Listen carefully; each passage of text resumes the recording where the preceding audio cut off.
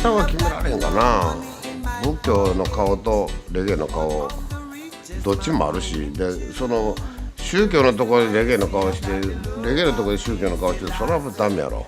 宗教のところで宗教の顔、レゲエのところでレゲエの顔の方が正しいかな。レゲエのところ行って宗教を語ってるんやったら嫌われるしね。レゲエ以上のレゲエを語るから認められるし、宗教以上の宗教を語るから宗教の中でもまあ認められるというか、その一応丸をつけてもらえる。Hello, morons and non-morons. It's Victor Gimmeabreakman with my guest. You got Coalhouse Cambell from Toronto, Canada. So first of all, I got to ask you, how did you get a name like Coalhouse? Where did that come from? Because I thought that was a nickname. I thought that was your username. Well, come on, you being an American, you should know the all-American play is ragtime, and the lead is Coalhouse. So I guess my parents are moved by the story to the point where I was named Coalhouse after this character. In what play? Ragtime. Really? Great, from that one? Yeah. You guys will have to Wikipedia that or Google that. But okay, cool. Oh, thanks. All right, no problem. Now I feel uneducated, but that's right. And Coalhouse Cambell's YouTube name is Dubplate Films, but we're signed up under Dubplate Clan too. Dubplate so it's Clan. Dubplate Clan, yeah, the page. Yeah. Dubplate Films, Dubplate Cam. I'll have a link in the description so you guys can find it. And you guys know I hate Canadians, but I'm going to make an exception today. And maybe no, it's a moron joke. It's a moron joke. I like to tease Canadians because actually nobody can hate Canadians. I'll often poke fun at Canadians, and people take me seriously, which is crazy because no one hates Canadians. So before we start on this, let's get that out of the way. To what do you attribute the popularity of Canada and Canadians? Well, why does anyone hate you guys? There's no slurs against. Is there any slur? Is there a slur for a Canadian? No. Oh, yeah. Well, there's a few, but it's based from the old days when Britain was running us, and they would send us into the war first. You know, so they'd be like, send those dumb Canucks in there and let them get shot. Yeah, Canucks, and then there's a hockey team in Canada calls itself the Canucks. It's crazy. It's like being called the Tokyo, Japs or Nips or whatever. Yeah. It's really stupid. Oh, okay. So I always hate that team. They're a joke. Yeah. Okay. So, but actually, you wouldn't actually be offended by being called a Canuck. No, only if you're an old British guy. Then I know you were poking at me. Okay, all right. So why are Canadians so loved by the world at large? Well, because if you go anywhere in Africa or Asia or in Europe, they all have family here. I mean, we're a mixed pot. I mean, I'm 4 different things. You know, I mean, we all. Okay. Well, that's a good place to start. What are the 4 different things? My dad's family is Scottish and Russian, which is a rival to us as a hockey nation, the Russians. So, and then I'm Japanese and a little bit. Did you say Irish and Russian? Scottish. I'm sorry, Scottish and Russian. Yeah. My mom has Dutch and Japanese blood. She's half. Yeah. Dutch Japanese. You see yourself as what? How do you? I'm just a Canadian. You know. Okay. But same thing with me. I'm actually from Peru, but anyway. Yeah. But I see myself as an American. Just to give the viewers an idea of your physical size, since you're mixed up and all that. Does that affect it all? Are you smaller than average, or? No. I'm just under 6 foot. I'm about 175. You know. Yeah. 175 pounds. Yeah. Pounds. So.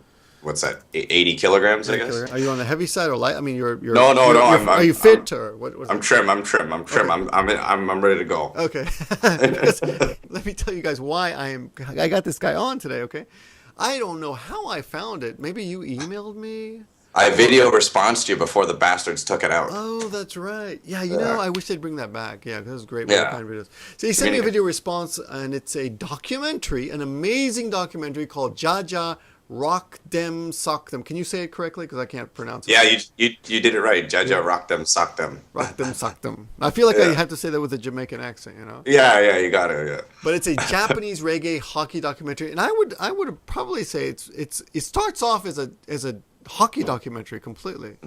You don't even see the reggae comment, but suddenly it's a different documentary. It's like 2 different documentaries, right? Yeah. And it's pretty fascinating, especially if you're interested in any of those subjects. If you're interested in hockey or reggae or Japan, it's pretty interesting. And I've never seen anything like it. And it's such a good documentary that I was like, well, dude, you should put this on TV. But apparently, Yeah, it's been on. It plays on the CBC documentary channel here in Canada. They just took it off. They had a 2-year deal, and now it's done. So it's online and it's ready to go now. So a lot of Canadians are familiar with it. Yeah, I think on somewhat level. It did pretty well here.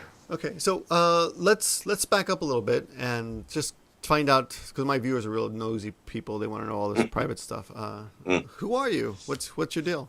I'm just a guy from Toronto who grew up in a kind of a Jamaican ethnic neighborhood. So, and my dad made a film about Peter Tosh. It's called right. Stepping Razor Red X. And, Tosh, he's the guy that does the internet show, Tosh. No, Peter Tosh. I'm joking. I'm not that. I was like, what? Yeah. So your father actually worked with. Got it. Yeah, well, after he was dead, he made the film, and then I was just my whole life I wanted to make a reggae movie, and then that's the one I came up with. Watching this, I'm thinking, how did you shoot this? Because it's so well shot, and you're in a lot of the shots. I'm like, did you get someone to hold the camera? So how did it work?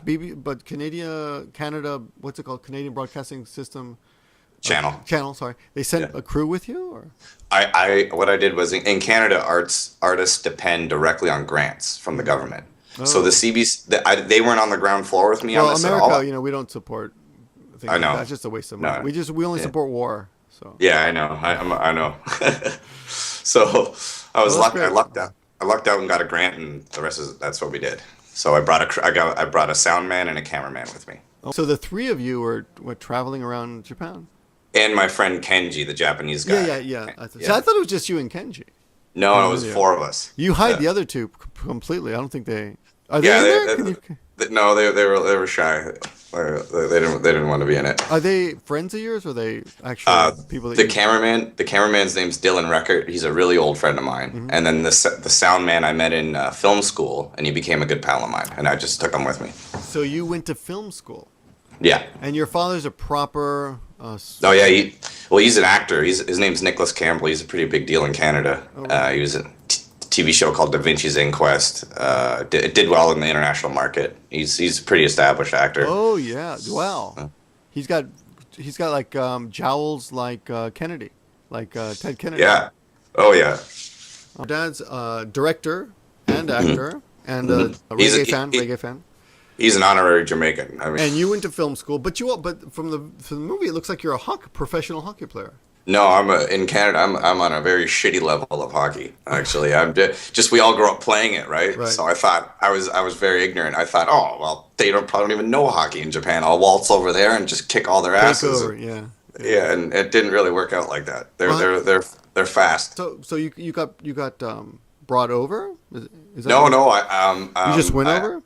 Yeah, I just went over and I thought I contacted a team in Osaka and they were like, yeah, we'll give you a tryout, and I made the team, and then after that it was until the season was almost over. It was pretty much a rough season for me. It went pretty bad, and then I picked it up at the end, but it was a great experience though. What can I say?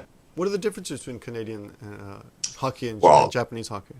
Well, Canadian hockey is tough. I mean, you grow up with eyes on the back of your head because there's someone always ready to just smash you into the next week, and they don't really play it that way. And it's more like a kind of a soccer, and they play on the bigger ice. It's all about passing and skating. You mean the Japanese actually ice is bigger? They play on the Olympic size ice, right? Oh. So it makes it more of a skating game. Whereas the Canadian game and the professional hockey, the NHL, is on a smaller ice surface, so it creates a more physical game and more goals. Oh, I see. It's more fan friendly over here than over there, that's for sure. And you get a lot of in Canada. Yeah, because you get fights, you get goals, you get a lot of action. Whereas the Japanese like the kind of European game. And it's more of an artistic or beautiful. No, it's more docile. It's not as fun at all. All right. So you had to adapt to that. Totally. Yeah, totally different game. I thought it was. From the movie, I can see that they don't have fights in Japan. No. They kick you out even if you just drop the gloves. Oh, really? 3 games. Yeah. So. Was that hard for you to control yourself? Or? Well, I'm not a maniac brawler or anything, but if I get, chopped in the back of the leg, I'm definitely going to punch you out. And, I didn't put it in the film because I just thought it would look like a jerk off punching Japanese guys. So but it happened once? I got 1 suspension in the second game, and I had to sit out. And that's what I think contributed to my crappy year there, because I just went You know, I was way behind when I came back. And you know, all the players they smoke in the dressing room in Japan. So, yeah, well, I noticed you're smoking a cigarette now, or yeah. Well, it's the weekend, and you know we're having a couple of beers or whatever. I smoke, but in Canada, yeah. like in the States, you know, everyone's anti-smoking now. You can't. Yeah, same here too. Same No one here? smokes. Okay. Yeah. I go back to visit. And I don't pay attention to things like that. But the Yeah. Japanese players as well. Oh yeah, they're all smoking, but they had tremendous legs. I couldn't figure it out. I got onto their pace with the smoking, and I was a slow, you know, ass dragon player. Must be all the dolphin they eat. I don't know. Yeah. Of course, I'm joking, Japan lovers. Oh, they get pissed. They get pissed when you bring up the dolphin meat, boy. They don't. Of course, I'm just joking. That's a different documentary. That's a different movie. So you went over to Japan on your own recognizance, so to speak. You just decided to go there, but you already had the funding for the film. Yeah, through a grant. Okay. Yeah, And yeah. do you mind if I ask what kind of money you need to make a movie like this? Oh well, all in after editing and oh my god, it took about a year and a half to complete, and it took about $100,000, Wow. and that was actually a deal. A lot of guys spend almost $250,000 on a documentary, or even more. Wow. So I lost money, if that's what you're asking. Okay. All right, but you bought yourself a really nice credit, and you made a really damn good movie, which you can show proudly to anybody. Appreciate it. Okay, so and how old are you now? I just turned 30. Okay, so you're still young. Yeah. And you're what's your next project? What's going on now? Well, right now we're doing a ton of music videos. On my channel, they're not uploaded because the artists pay for the music video and then they put it on their channel, right? But my partner and I, Ben Graham, we're doing music videos. We're writing dramas. We've got a bunch of things in the mix. Nothing imminent, but things that are close. Music videos galore. But you're making a living off what you love doing. Yes. Well, that's great. Yes. That's inspiring to a lot of people. I got to tell everyone who's watching this, there's a lot of good documentaries on YouTube about Japan, about different subjects. But this is really a tiny niche subject here. I mean, you never see anything like this. A lot of them are about suicide or depression or really broad nasty topics. stuff. Yeah. But this one is really, it's kind of uplifting. It's interesting. It's a bit of a comedy. Yeah, it's a bit of a comedy. It's fun. Yeah, it's fun to watch, and it's a bit of a road trip. Oh yeah, it's a total road trip. You get to go all over Japan with him, which is pretty cool, which was a fun part of it. Oh yeah. Now in the scene in the movie, you've got a scene where you're doing judo. You're in a judo match with someone. Yeah, right? yeah. How did that come about? And we went up to this tiny town called Shiro, which is where my grandfather came from. That's in Hokkaido. That's in Hokkaido. Right. And they have a tremendous hockey culture there. It's actually the hot spot of Asia for hockey is Shiro and Tomakomai. Right. And so I went, well, what a coincidence, he comes to Canada and whatever. So I went up there and I met the principal of the best hockey team in Canada, from Konan Koko. And he's like, oh, you want to train Japanese style? And I saw them all watching an exercise video. Right. And I was like, oh, they're all doing like this Richard Simmons type. Yeah, right? I was like, really what? Funny. But boy, they sure had some strange training techniques for their hockey team.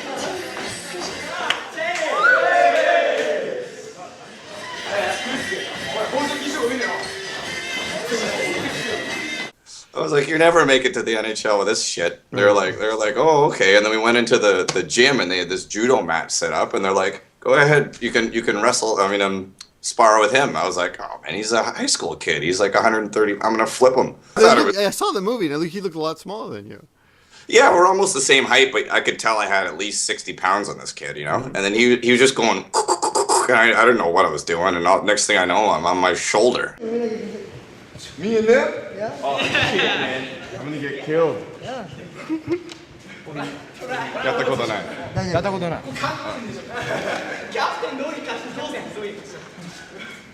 Oh my god. No punch? No punch? Oh, no punching? Oh, I'm fucked. Yeah. Okay.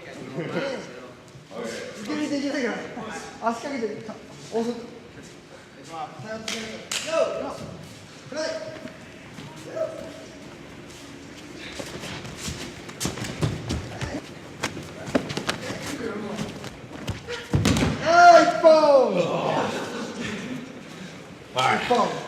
1 point? 1-0? No, finish. I'll finish?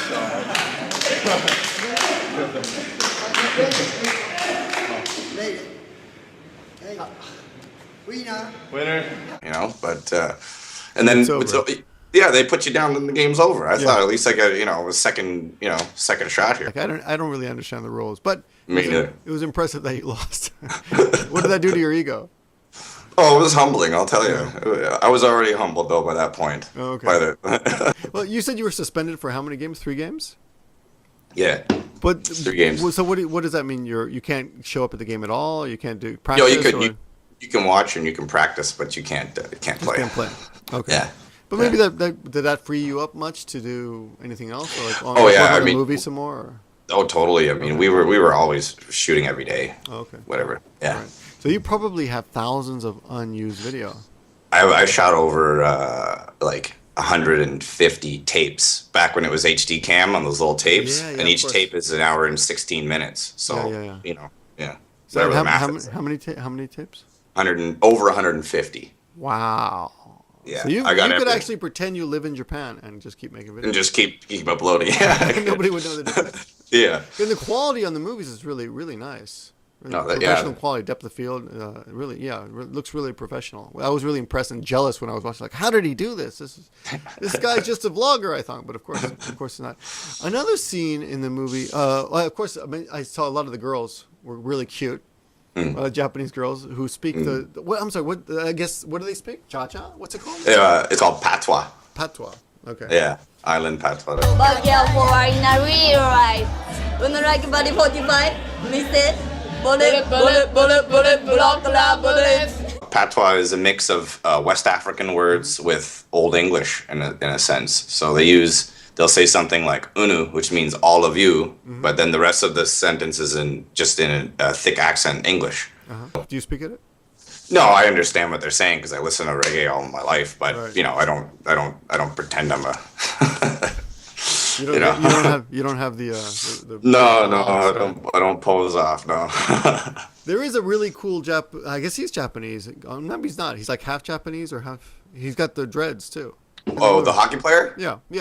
Yeah, he's from Hamilton, Ontario, just south of Toronto. He's a pro player. I was with Montreal's farm team, and I got, they called me up and they said, we're interested in you coming over to play in Japan. I was like, go to Japan? What? Huh? He's a Japanese heritage, but born and raised in Canada. But he does the dreads. Yeah, he does the dreads. I was like, this is such a weird coincidence. You see, Dreads. You see quite a few Japanese who in that culture who do the dreads, and they look good. Oh, yeah. normal. Yeah. I gotta say, not to be racist, but I gotta say they look better than with a white guy. Yeah, with white people, they look really goofy, man. They look goofy. There's a name for those kind of guys. I forgot what they're called though. Jaffakin? Jaffakin? Okay. There's another word, but I can't remember what it was. I think it's an insult, so we better not. Wigger. That's it, right? Well, Wigger. There's Wigger, and Jamaicans call hippies that do that, white hippies, like they call them moonbeams. Moonbeams. So, yeah. Is that an insult? Or is it just a poke? I think it's like a tourist joke, that they make down there. I don't know. Yeah. In the beginning of this video, we started off with this video with a really cool clip of a Buddhist monk. And could you tell us a little bit about him? Oh yeah, that's Reggae Osho, which Osho means priest, of course, and he's actually like in the Kansai area a known sort of legend in the reggae world because he has his temple. And he has the biggest record collection I've ever seen. It's ridiculous. I couldn't even get it on the lens. The lens didn't go wide enough, so I just got him playing his music after he does his little ceremony thing. And if you go to a reggae dance and anywhere in Kansai, he'll be there. Oh really? And you think he's a yakuza because he's wearing his like purple suit but he's hilarious. Yeah, no, he looks like a badass. Yeah. Yeah, he looks like a badass. Yeah, he does. Yeah. One of the cool things about Japanese religion, or so-called religion, no, it's religion, but is that, you can be a Buddhist monk, but you can eat meat and have sex. Yeah. And smoke cigarettes. And, Buddhist monks, they do pretty much everything. They drive Mercedes-Benz sometimes. So. Yeah, seems like a good deal. Yeah. I might convert over there. Rent-free, I think, too, right? Oh, really? Yeah, they do I don't pretty know. well. I know some in my neighborhood who have really huge houses. Yeah, oh yeah. Well, they live right there at the temple as well, so. The temple. This guy was a bit of a slob. It's just I didn't want to shoot his living quarters because it was like candy bar wrappers everywhere and stuff. Really, a Buddhist monk? Yeah. That's pretty funny. Before we did this video, we agreed not to actually discuss any of the questions except one question. I asked him to pick out his favorite part of the video of the documentary, right? And it's about a guy named Barry Micron. Did I say it right? Right? Yeah, I would say to a promoter, I want him promote this CD for me, you know. And him said why I say, him not promote Jamaica reggae, you know. You understand? But it's reggae him deal with, you know. And yeah, why is he important to you? Well, he's a real bona fide old Jamaican pro singer. You know, he's just an old fashioned pro. And in some crazy course of life, this guy ends up in Japan in his, I don't know, I guess he was late 50s there when we shot him. And how long ago was this? That's right. I don't even know when all this was shot. This was shot in 2007. Okay. And released to TV 2010, and then released on the internet just a year ago. Okay. Right? And he just kind of embodies the whole kind of subtext of the movie, which is that Japanese are interested in foreign trends. They adapt to them, they bring them in, and then they try to change them to meet their unique differences. And then the trend will either survive or fall. And I saw it on his shoulders. He carried that the whole way through because he was really struggling there, but yet he was so loved in his little circle, you know? So he was, but you know, he had language barrier issues and all that. What do you mean by he was struggling? Yeah, it's hard to earn a living when like if the Japanese bring you there to do a tour or it's very lucrative for these artists. But he was actually there full on just living there like an old jazz legend or something that washed up, you know? Oh right. You know what I mean? Like jazz legends to go to France and hang out. Yeah, exactly. He's exactly like that. And I just saw the whole thing just played out. I said, man, this guy's such a nice, gentle guy, and he can't communicate. He doesn't have the language skills in Japan, and you know, I just saw the whole foreigner struggle there right through him, and he you know, a lot of foreigners get drunk and get nasty and stuff. The guy would never say a rude thing. He was just a gentle, beautiful guy. Yeah, man. This is Japan, you know. Yeah, man. You know, we always say J.A. Jamaica, J.A. Japan, you know. Anywhere you go, you buck up negative and positive for the earth run. You find some negative people, but you find a whole heap of positive people where make you want to stay and make you want to come back and all these things, you know. You also mentioned that he embodied the well, you just said it. He embodies the foreigner in Japan. Yeah. But you don't like the word foreigner, you said. Yeah, well, I mean, I don't like being called a foreigner or pointed out as a foreigner. And that was one thing that I felt, because I saw a lot of some of the Canadian guys that were playing over there in the pro level, right, the one above us, they have kids there and stuff like that. And I'm thinking, you know, their kid, the Japanese people are going to be asking their kid, who's born and raised in Japan, their whole life, oh, doko shushin desu ka? Oh, doko shushin, you know, where are you from? Where are you from? It's like, well, I'm from here, but you'll never be identified as that. Right, right. And in my country, I mean, you don't assume they're not from Canada because your neighbor's Sri Lankan or whatever, and they're Canadian. You know, there's no, you can't talk about them like they're foreigners because we're all foreigners. Well, what about the word foreigner? Yeah, it just sounds bad, doesn't it? You seem to be, kind of sensitive towards that word. And well, maybe, how do Canadians see that word compared to Japanese? Well, we see it as a you know, kind of like, hey, you know, goof, when are you going home? You know, you're not from around here and shit. You know, like, you know, you just don't talk to people like that here. Right. Unless you want a scrap. You know. Right.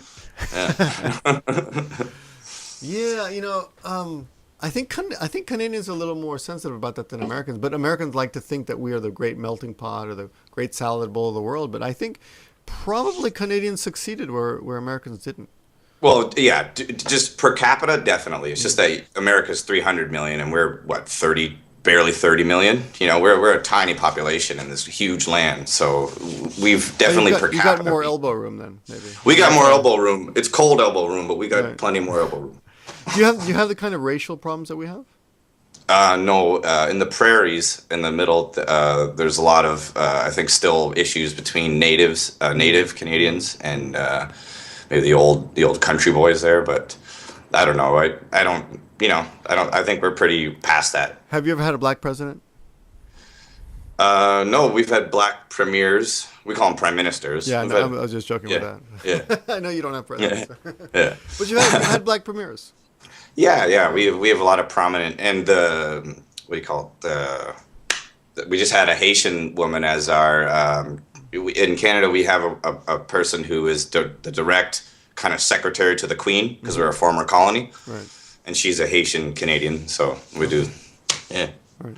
We're- I got one more big one. I'm really curious. I was in a store. This has nothing to do with your video, but I was in a store the other day in Japan, and I found this. Yeah. I found this. Okay, Yeah. you see that? Yeah, So, I got him. I don't want to be racist, but I think he's Jamaican. I think it's supposed to be Jamaican, right? Yeah, Right. and he's clearly smoking a joint there. And it says Rastaman. That's the actual. It says Rastaman there, and he's smoking a joint. Yeah. And he's playing the drum, right? So my question is to you is, well, how do Japanese people? This is, of course, probably something they get a lot of. Maybe Jamaicans get pissed off. Well, maybe not. Do you think Jamaicans will be pissed off by this characterization? Well, I think some of them would be. I mean, I can't really directly say what the general consensus there would be, but it's just an example, of branding something and then just playing off on it. We're guilty of it everywhere. Of but course. I think that would be considered a little outdated in other countries now. But Well, what about in Japan? So how do Japanese see Jamaicans and the whole culture of reggae music? Is it because I think a lot of white America would see it as pot smoking. yeah, and dangerous and all that kind of Dangerous, stuff. Yeah. Well, actually, the dreadlocks and that'd be it. Right. Well, actually, I think the Japanese are the first country to really acknowledge the Jamaican patois. It's kind of accepted as their own kind of language. Whereas the Canes, the Americans, the British kind of just look at it as, it's just bad mannered Just wrong. English. Right. Yeah, just wrong English. But actually, the Japanese in the movie there, you can see where they go to the patois school. Yeah, there's a school. Yeah, it's amazing. Yeah. Georgia Patois School started a long time ago, and Patois is such a colorful language. It's a dialect, It's like, it has a flow. And many people like it. You have dancehall artists, them sing with Patois, And I say, why can't we teach the Japanese people about Patois? And some of my And it's Louis Boston in Osaka. He has the school, and it was they're the first ones to acknowledge it as its own language. I think really. So you got to give them that. Yeah. They brand it as goofy stuff sometimes, but they also acknowledge things, and so that was pretty interesting. Do they see Jamaica as? What about the drug association? What's that? What about drugs in Japan? Oh, drugs. Did you see much of that? No, I mean, once or twice a guy gave us a joint to smoke, and it was a big deal. We had to be like super paranoid and looking, So it's not a drug thing there at all. What about in Canada? Can you smoke? I'm not up to date on Canadian laws. Yeah, it's okay. to Oh smoke yeah, marijuana? if you're in BC, you can practically like make your house out of it. Oh, but really? they don't care at all. But over here, you can smoke it and you won't go to jail for it. But if you're selling it in large quantities and they catch you, then you might It's a go to problem. jail. Okay. You might. Yeah, because the Japanese attitude towards marijuana it's just as bad as cocaine or yeah, heroin. it's right up there with yeah. Yeah, they don't have any kind of distinction in between the levels. No, yeah. There was one more thing that I wanted to come back to that I thought was pretty interesting. You said the Japanese like to take foreign Trends. culture or trends and make it their own. Mm-hmm. Right. The only way I can understand that is when I go to an ethnic food restaurant, like an Italian restaurant or a Spanish restaurant, German restaurant, and I go there and looking forward to some real foreign food, but it turns out to be like this crap that. And I don't want to insult Japanese, but it's this Japanized food, right? Is that what you mean? It's watered down. To me, for me, Well, I wouldn't use the term watered down for reggae in Japan because actually the reggae DJs in Japan are among the best in the world. They're very very studious, and when they get into it, they really get into it. And these guys, some of these Japanese DJs are fantastic, but they it's not them who I'm talking about. I'm talking about when they bring the whole thing over, and then you have a bunch of guys they'll create their own like there's a guy called Ishii from a label called Overheat in Tokyo, and this guy has taken so much from the Jamaican culture and then made his own kind of empire by making Japanese reggae versions of Jamaican songs or just even their own original songs, but you know, and nothing goes back to Jamaica, you know? Oh, really?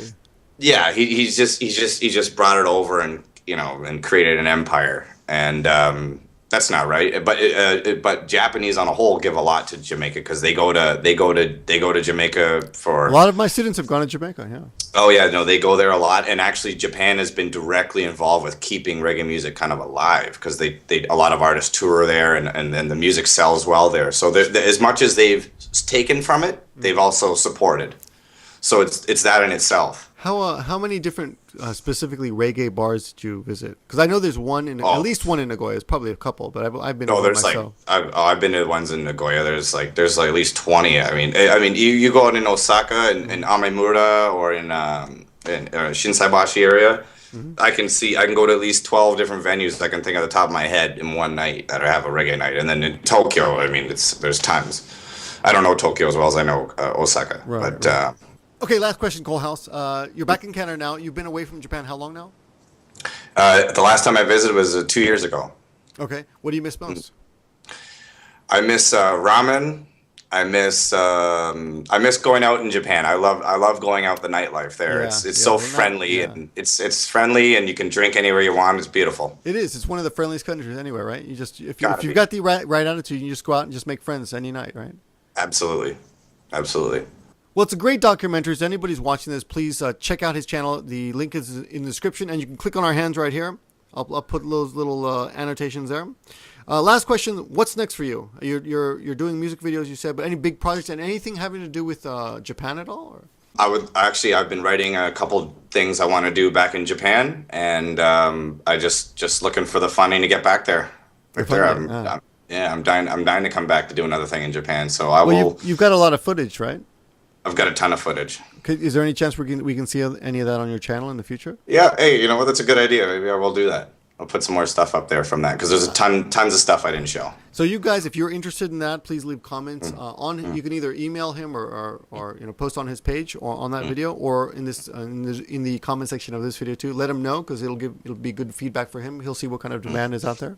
So everyone, one more time, his name is Coalhouse. His real name is Coalhouse. His YouTube username is Dubplate Films and Dubplate Clan. And there'll be descriptions, links in the description. Again, check those out. Thanks for watching, everyone, and thanks for being on tonight. Hey, thanks for having me, Victor. I appreciate it. Thanks for getting up at 7:30 in the morning, actually, to do this, right? My pleasure. All right. Give him a flake, you got to give him a flake, man.